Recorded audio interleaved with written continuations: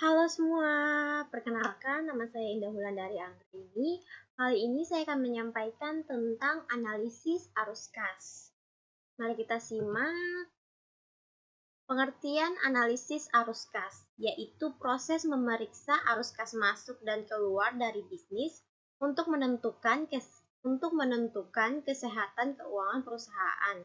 Analisis arus kas bakal menelusuri semua cash flow yang terjadi dalam periode tertentu. Analisis arus kas dapat dilakukan dalam 2 langkah. Langkah-langkah analisis arus kas dimulai dari menganalisis setiap komponen yang ada, artinya ketika membuat laporan arus kas operasional, kas pendanaan, dan kas investasi. Anda dapat sekaligus membuat analisisnya masing-masing.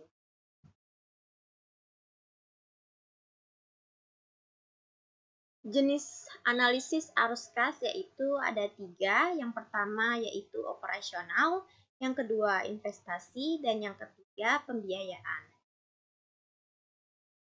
Operasional. Analisis cash flow dapat dilakukan dengan mengecek jumlah kas laporan laba rugi dalam laporan operasi. Piutang, utang usaha, dan utang pajak penghasilan menjadi beberapa faktor perhitungan laporan operasi. Analisis arus kas juga bisa menjadi evaluasi dan perubahan kebijakan terkait efisiensi biaya operasional. Investasi. Analisis arus kas dapat dilihat dari laporan arus kas investasi. Laporan investasi mencatat pembelian dan penjualan investasi jangka panjang. Contohnya adalah transaksi aset tetap seperti pabrik, alat kantor, mesin, gudang, furniture, tanah, bangunan, hingga kendaraan.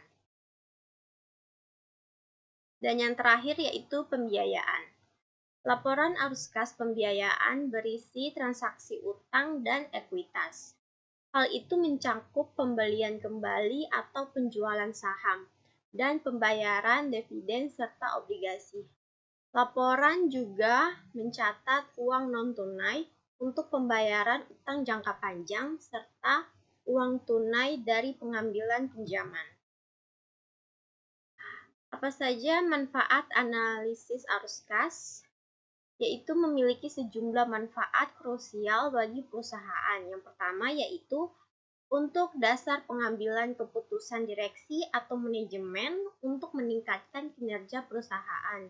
Kemudian, analisis cash flow bermanfaat untuk mengetahui laba bersih dan menentukan ukuran kesuksesan perusahaan.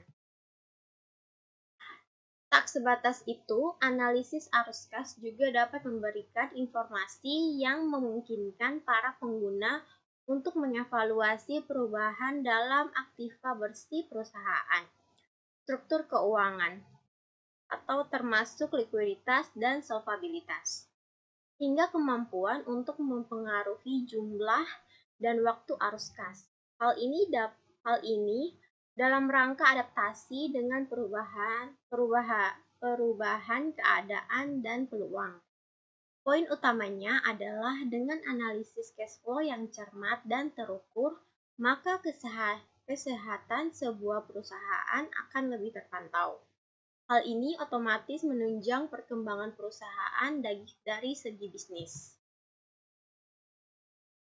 Penyusunan laporan arus kas melibatkan 3 langkah pokok. Yang pertama yaitu menentukan perubahan dalam kas.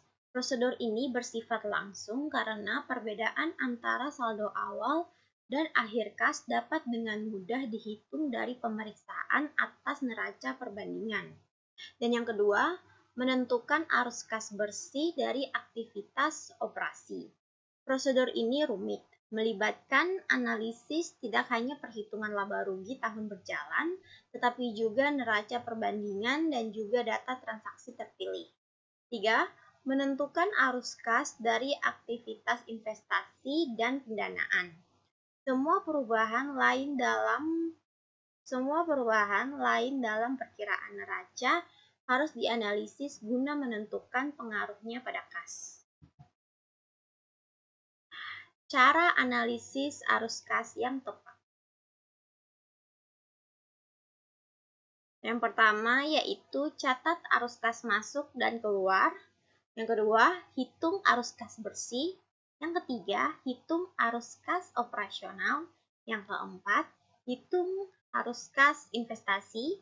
Yang kelima, hitung arus kas pendanaan. Yang keenam, hitung arus kas total. Yang ketujuh, hitung tingkat arus kas.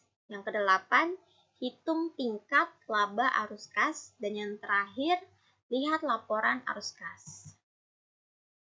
Contoh kasus analisis arus kas. Perusahaan memiliki pendapatan sebesar 100 juta. Dari total pendapatan tersebut, 60 juta berasal dari penjualan produk dan layanan, dan 40 juta berasal dari investasi. Arus kas yang diperoleh dari operasi adalah 50 juta. Ini mencangkup 40 juta yang diperoleh dari penjualan produk dan layanan, dan 10 juta yang diperoleh dari aktivitas operasional lainnya, seperti pengeluaran pemeliharaan dan biaya overhead. Arus kas yang diperoleh dari investasi adalah 30 juta.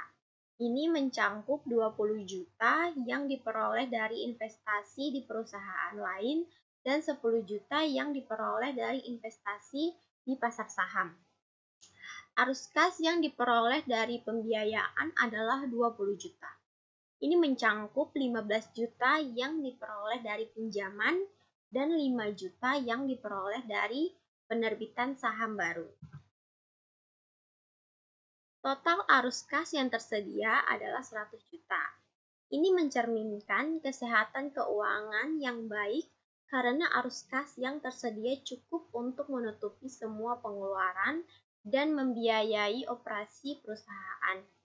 Dengan demikian, analisis arus kas ini menunjukkan bahwa perusahaan teknologi baru ini memiliki kesehatan keuangan yang baik dan dapat menghadapi masalah keuangan di masa depan.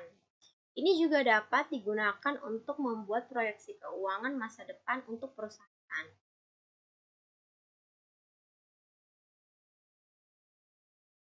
Sumber referensi. Ini dia yang saya gunakan, ada 3 sumber referensi untuk membuat materi saya kali ini.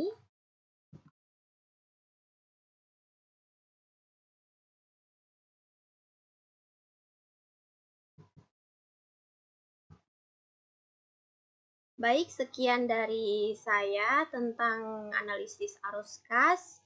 Semoga dapat dipahami. Terima kasih.